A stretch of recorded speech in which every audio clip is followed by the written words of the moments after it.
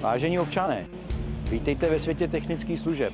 Jsme zde pro vás 7 dní v týdnu, 24 hodin denně, 365 dnů v roce.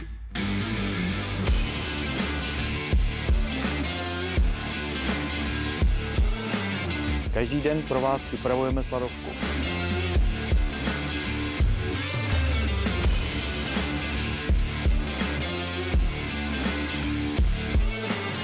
Každou noc vám svítíme na bezpečnou cestu.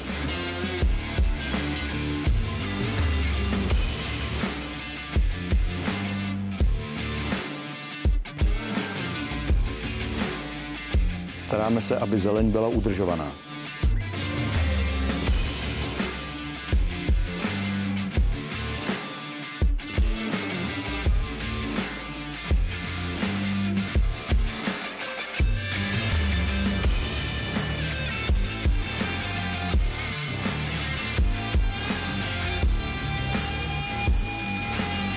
Denně svezeme 30 tun odpadu z města a pravidelně uklízíme místa, kudy procházíte.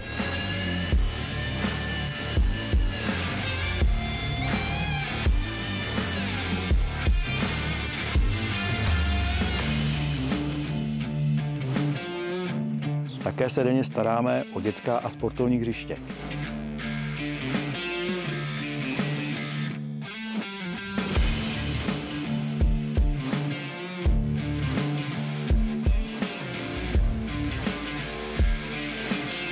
Nezapomínáme na naše předky, staráme se o hřbitovy.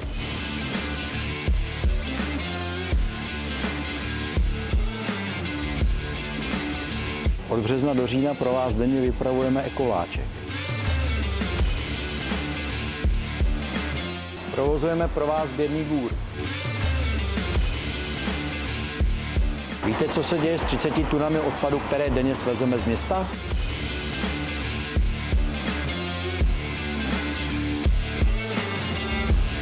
Naše práce není příliš vidět, dokud se neudělá.